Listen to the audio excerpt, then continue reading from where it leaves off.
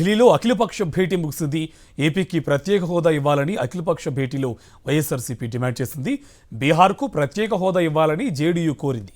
అయితే టీడీపీ మాత్రం ప్రత్యేక హోదాపై నోరు మెదపలేదు. ఏపీలో దాడులపై అఖిలపక్ష భేటీలో ప్రస్తావించారు వైఎస్ఆర్సీపీ ఎంపీలు విజయసాయిరెడ్డి, మిథున్ రెడ్డి. ఢిల్లీ వేదికగా టీడీపీ దాడులను ఎండగడతామన్నారు విజయసాయిరెడ్డి. ఢిల్లీలో బుధవారం వైఎస్ జగన్ నేతృత్వంలో ధర్నా చేస్తామని, టీడీపీ అరాచక పాలనపై ఫోటో ఎగ్జిబిషన్, ధర్నా చేస్తామన్నారు. ఒక పార్లమెంటు సభ్యునికే, ప్రజాప్రతినిధికే సేఫ్టీ సెక్యూరిటీ లేనటువంటి రాష్ట్రం ఏదైనా ఉందని అంటే ఈ దేశంలో ఆంధ్ర రాష్ట్రం మాత్రమే. అది తెలుగుదేశం పార్టీ పరిపాలన. గతంలో ఎప్పుడూ ఇలా జరగలేదు. మా 5 సంవత్సరాల పాలనలో ఇలా ప్రజాప్రతినిధుల మీద రాళ్లు వేయడం, వాళ్ళని ఒక ఇంట్లో మామూలుగా చర్చలకు వెళితే, పరామర్శకు వెళితే ఈ రకంగా రాళ్లు వేసి ఒక గ్రూపుగా ఒక 400-500 మంది వచ్చి అటాక్ చేయడం అన్నటువంటిది గతంలో ఏ రోజు జరగల. సరే, అటాక్ చేశారు తెలుగుదేశం గుండాలు. అటాక్ చేసిన తర్వాత ఎవరైతే అటాక్ చేశారో వాళ్ళని వదిలేసి పోలీసులు మా మీద కేసులు పెట్టడం అన్నటువంటిది ఇంకా శోచనీయమైనటువంటి విషయం.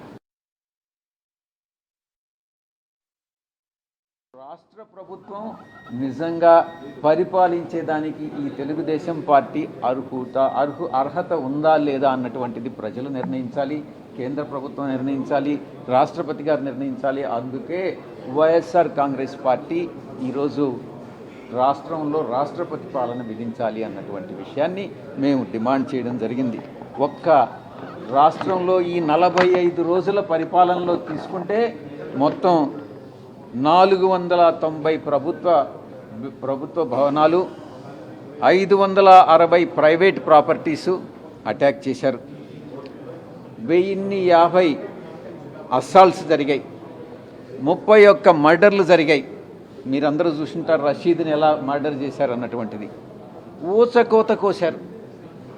దాన్ని చూసి పోలీసులు ఒక స్పెక్టేటర్ లాగా, ఒక ప్రేక్షక పాత్ర వహిస్తూ ఉన్నారు. మొత్తం ఆ రషీద్ మర్డర్ గానైతే ప్రపంచవ్యాప్తంగా గతంలో ఎన్నడూ లేనంత వ్యూవర్షిప్ ఉంది దానికి.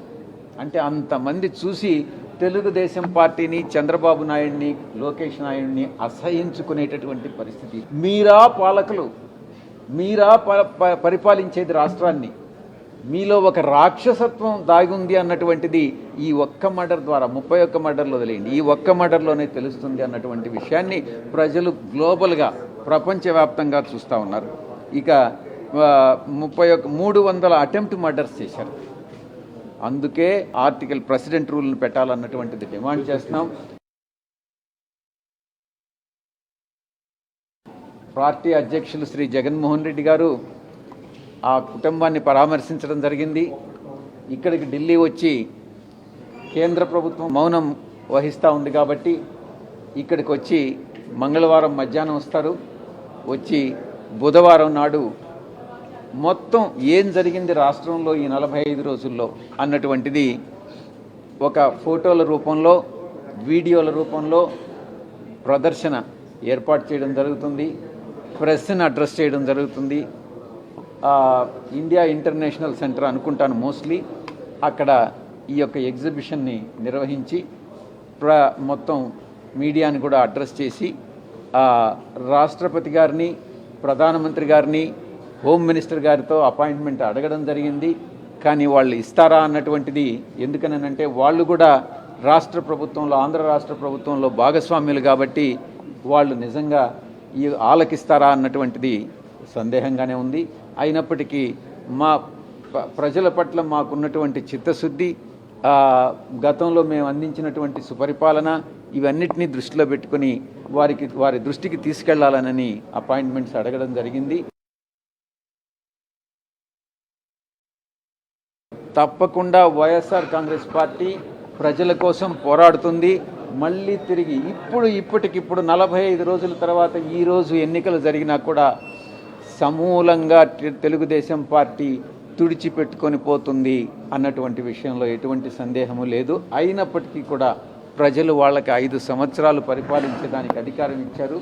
మేము ఒక కన్స్ట్రక్టివ్ అపోజిషన్ రోల్ని మేము ప్లే చేస్తున్నాం. ప్రతిదీ కూడా ప్రజల వ్యతిరేకంగా ఏం చేసినా కూడా అది కేంద్ర ప్రభుత్వం దృష్టికి, రాష్ట్ర ప్రభుత్వం దృష్టికి, కాన్స్టిట్యూషనల్ ఇన్స్టిట్యూషన్స్ దృష్టికి, ప్రజల దృష్టికి కూడా తీసుకెళ్లడం జరుగుతుంది. అఖిలపక్షంలో మొత్తం 8 అంశాలను చర్చించడం జరిగింది. స్పెషల్ కేటగిరీ స్టేటస్, 2 యూనియన్ బడ్జెట్లో ఎక్కువ షేర్ ఎక్కువ ఇవ్వాలి ఆంధ్రప్రదేశ్కి, ఒక ఫైనాన్స్ కమిషన్ డిసైడ్ చేసేటప్పుడు డివిజిబుల్ పూల్ ఆఫ్ ప్రాఫిట్స్లో పాపులేషన్ అన్నదాన్ని ఆ వెయిటేజ్ని ఎందుకనంటే పాపులేషన్ ఏ స్టేట్స్ అయితే ఎఫెక్టివ్గా కంట్రోల్ చేస్తున్నాయో అవి ఈరోజు నష్టపోతూ ఉన్నాయి. ఏ స్టేట్స్ అయితే పాపులేషన్ కంట్రోల్ చేయడం లేదో అవి బెనిఫిట్ పొందుతున్నాయి. కాబట్టి దాన్ని అప్రాప్రియేట్గా డీల్ చేయాలని మేము చెప్పడం జరిగింది. పెండింగ్ రీఆర్గనైజేషన్, ఏపీ రీఆర్గనైజేషన్ యాక్ట్లో ఏదైతే ఇష్యూస్ ఉన్నాయో, పెట్రోకెమికల్ కాంప్లెక్స్ కానీ, సౌత్ కోస్టల్ రైల్వే జోన్ కానీ, ట్రైబల్ యూనివర్సిటీ కానీ, ఈ మూటిని అడ్రస్ చేయాలన్నటువంటి విషయాన్ని అఖిలపక్షం సమావేశానికి దృష్టికి తీసుకురావడం జరిగింది.